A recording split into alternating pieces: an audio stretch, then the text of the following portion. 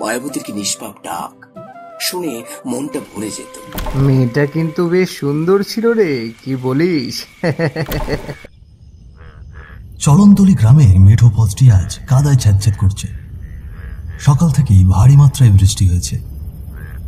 সবেমাত্র বৃষ্টি থামতে না থামতেই চলতে শুরু করেছে গ্রামের গাড়ি ঘোড়া। টকর টকর শব্দ করে এগিয়ে চলেছে গরুর গাড়ি। কেউ সাইকেল নিয়ে যাচ্ছেন তার গন্তব্যস্থলে। উত্তর দিকে রাস্তাটি ধরে 7 কিলোমিটার এগোলেই পাওয়া যাবে চুরুলিয়া গ্রাম।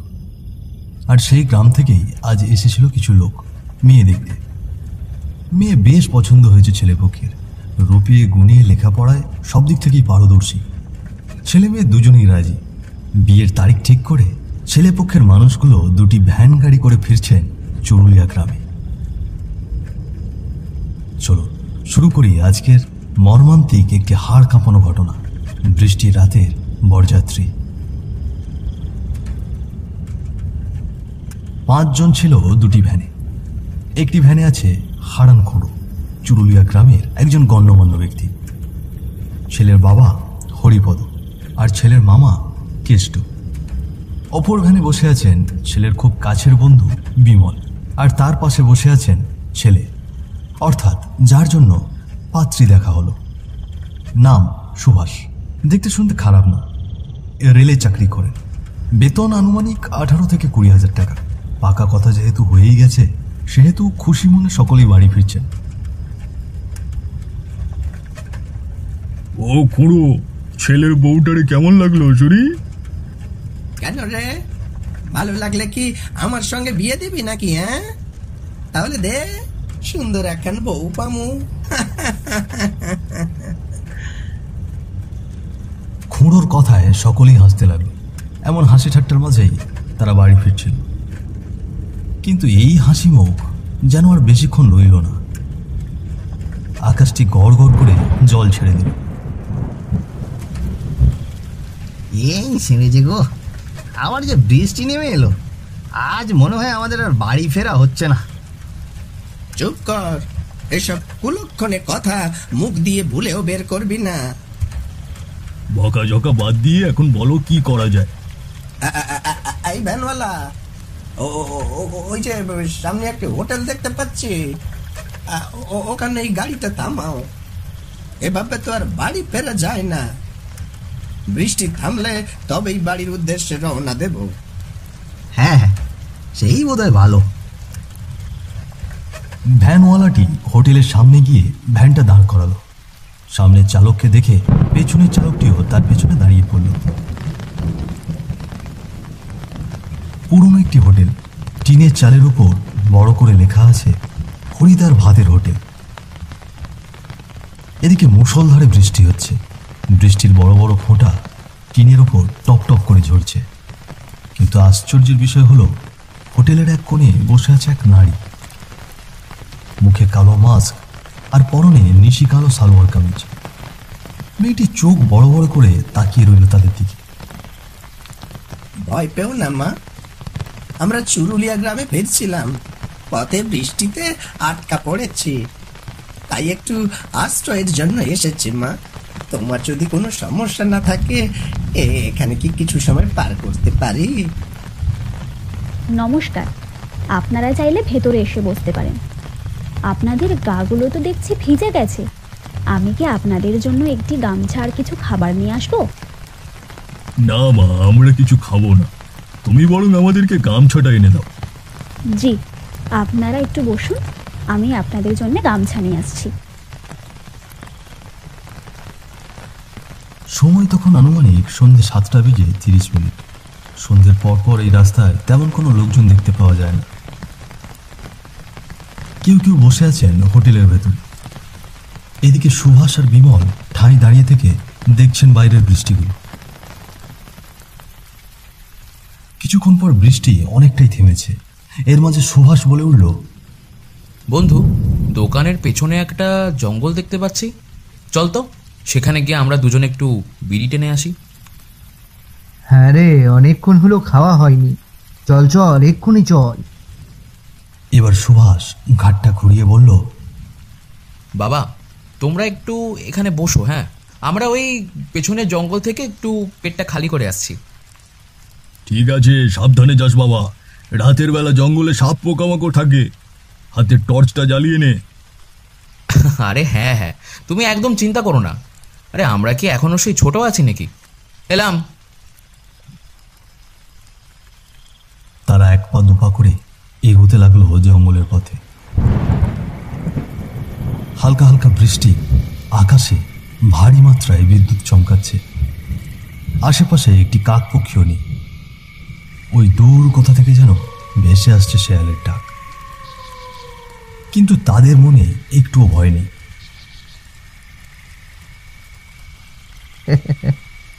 হ্যাঁ, তা যা বলেছিস, সুন্দর ছিল বলেই তো বিয়ের জন্য রাজি হয়েছি। আরে না রে, তোর বউটার কথা বলছি না। তাহলে তাহলে তুই কার কথা বলছিস? আরে হোটেলে যে মেয়েটাকে দেখলাম, কত সুন্দর তার চোখ দুটো, কি মিষ্টি মিষ্টি করে কথা বলে। সে কি রে, বন্ধুর জন্য মেয়ে দেখতে এসে নিজেই নিজের জন্য জুটিয়ে নিয়েছিস? বাহ, ভালো ভালো। তা বলছিস যখন, প্রস্তাবটা দিয়েই যাই নাকি? ভালোই হবে, দুজনে একই গ্রামে বিয়ে করব, ছুটি পেলে আমরা একসঙ্গেই শ্বশুরবাড়ি আসবো। কি বলিস? দে বিড়ির প্যাকেটটা দে।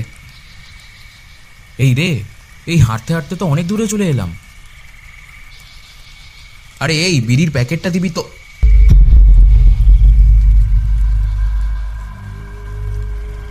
সুভাষ ঘাড় ঘুরিয়ে দেখল তার বন্ধু বিমল তার পাশে নেই। সুভাষ একভাবে দাঁড়িয়ে রইল। বিমল, আরে এই বিমল, এই মজা করিস না। আরে সকলে হোটেলে বসে আছে, মজা করিস না। বিড়িটা টেনে তাড়াতাড়ি যেতে হবে। এই বের হ বলছি, বিমল।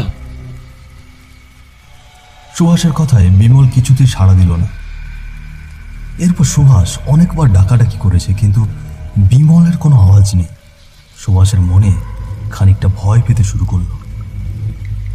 সে এদিক ওদিক ছোটাছুটি করে বিমলকে খোঁজাখুঁজি করতে লাগলো, কিন্তু না, বিমল কোথাও নেই। আরে এখানেই তো ছিল, কিন্তু গেল কোথায়? নিশ্চয়ই আমাকে ভয় দেখানোর জন্য হোটেলে চলে গেছে। দাঁড়া, আজ তোর মজা দেখাচ্ছি। এবার সুভাষ আবার হোটেলের উদ্দেশ্যে ফিরতে লাগলেন। তার মনে কেমন এক অদ্ভুত ভয় কাজ করছে। কিছুক্ষণ আগে দুজন ছিল, তাই তখন ভয়টা খুব একটা লাগেনি।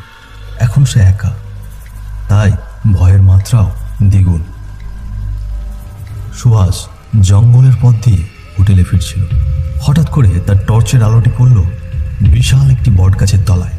সে ভালো করে লক্ষ্য করে দেখল সেখানে কেউ একজন অদ্ভুতভাবে পড়ে আছে।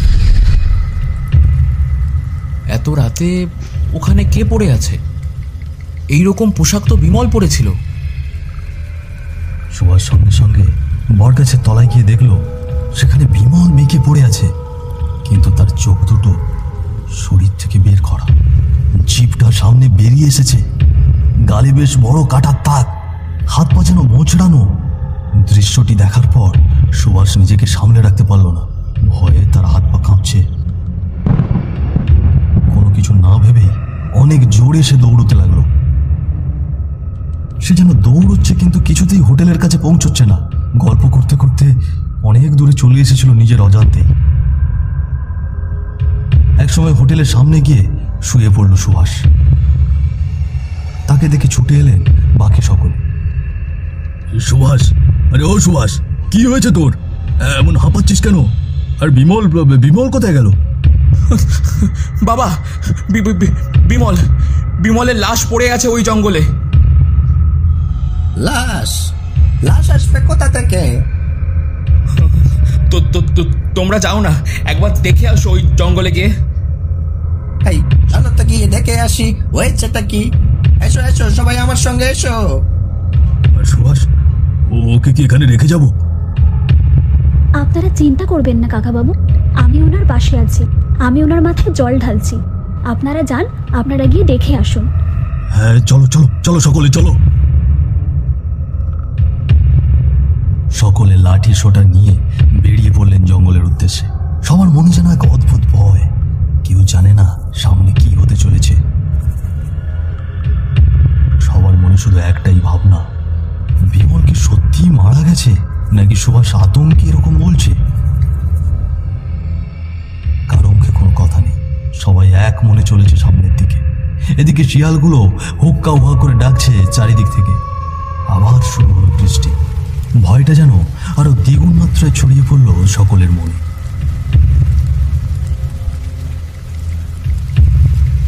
চলতে চলতে তাদের টর্চের আলো গিয়ে পড়ল বিমলের লাশের ওপর। এই বৃষ্টির মধ্যেও সকলে ঘামতে শুরু করলো। সকলের হাত পা যেন অজান্তেই শিহরিত হয়ে উঠল। কারো কোনো শব্দ নেই, কারো মুখে কোনো কথা নেই। জল জল করে সবাই এক দৃষ্টিতে তাকিয়ে রইল বিমলের লাশের দিকে। এমন সময় এক অদ্ভুত শব্দ ভেসে এলো তাদের কানে।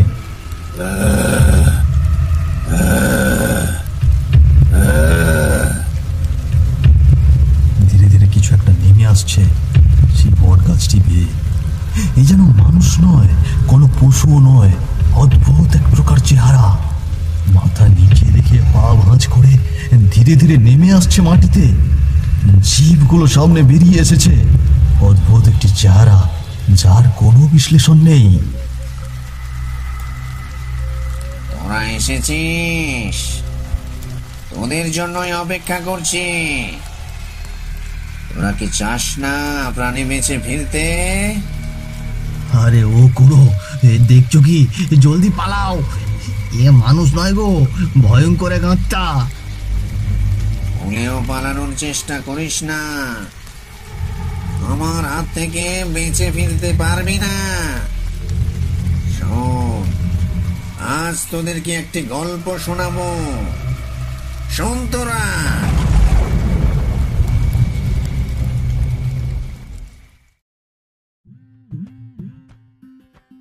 আমি এই গ্রামের একজন দুধ বিক্রেতা। প্রতিদিন বাড়ি বাড়ি থেকে দুধ সংগ্রহ করে বিভিন্ন হোটেল বা শহরে দিয়ে আসতাম। আমাদের এই গ্রামেরই একটি হোটেল হরির হোটেল। হরি মারা যাবার পর শত কষ্ট অভিমান বুকে নিয়ে এই হোটেলটি চালাচ্ছিলেন তার মেয়ে মায়াবতী। তার রূপ এবং গুণে মানুষ তাকে মায়াবতী নামে ডাকত। বাড়িতে একমাত্র ছোট ভাই। মায়াবতীর একটি স্বপ্ন, তার ছোট ভাইকে বড় করে মানুষের মতো মানুষ বানাবে, উচ্চশিক্ষায় শিক্ষিত করবে।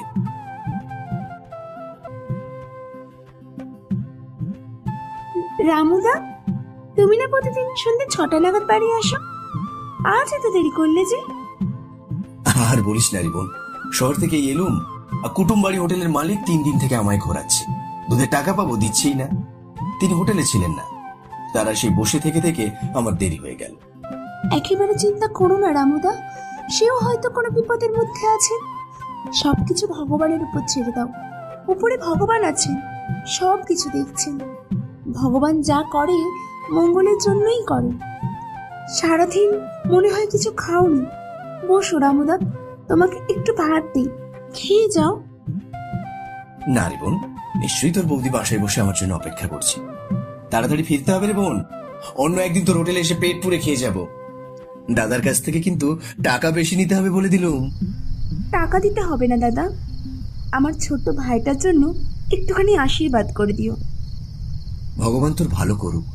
আসি রে বোন, ভগবান চাইলে আবার দেখা হবে।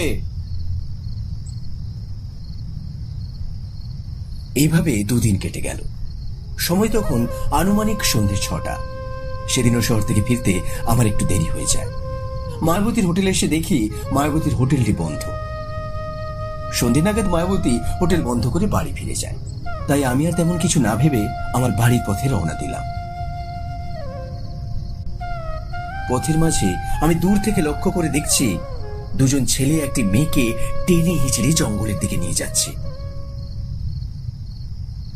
আমি আর নিজেকে সামলে রাখতে পারলাম না। কাছে গিয়ে দেখি মেয়েটি আর অন্য কেউ নয়, আমাদের গ্রামের লক্ষ্মী মেয়ে মায়াবতী। তার গলায় ছিল গামছা পেঁচানো। মায়ের কাছে বসে আমি তাকে অনেক ডাকাডাকি করেছি, কিন্তু সে আমার ডাকে সাড়া দিল না।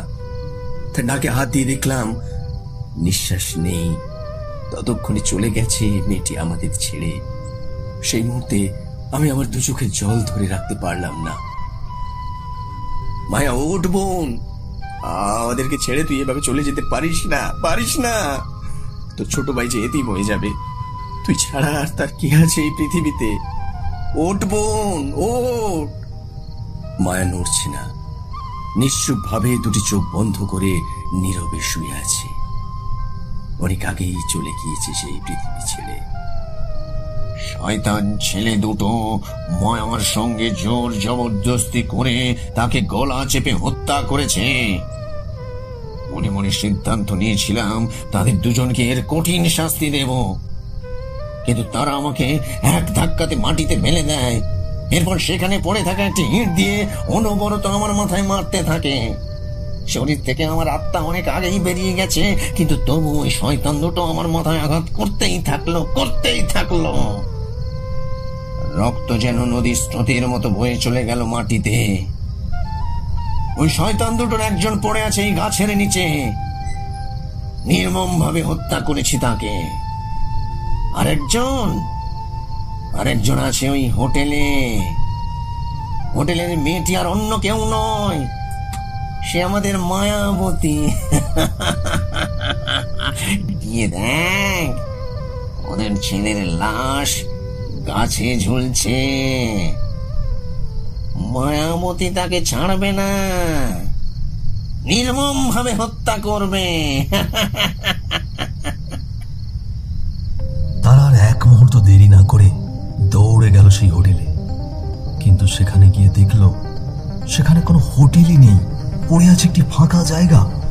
তার উপর দাঁড়িয়ে আছে একটি বিশাল গাছ। সেই গাছের ডালে ঝুলছে সুভাষের লাশ। আর ওই দূর থেকে মায়াবতী এক নজরে তাকিয়ে আছে তাদের দিকে। একসময় নির্মম এক হাসি দিলেন মায়াবতী। আজ আমার প্রতিশোধ নেওয়া শেষ, এখন আমি মুক্ত আমি। ভগবান তোমাকে স্বর্গবাসী করুক মা। পাপের ফল এই পৃথিবীতে পাওয়া যায়। তো আসুন আমরা পাপ থেকে দূরে থাকি, সত্যের পথে চলি, ন্যায়ের রাস্তা ধরে। গল্পটি ভালো লাগলে আপনারা আমাদের চ্যানেলটি সাবস্ক্রাইব করে আমাদের সঙ্গে থাকবেন এবং বেল বাটনটি প্রেস করতে একেবারেই ভুলবেন না। আসছি আরও একটি নতুন গল্প নিয়ে খুব শীঘ্রই।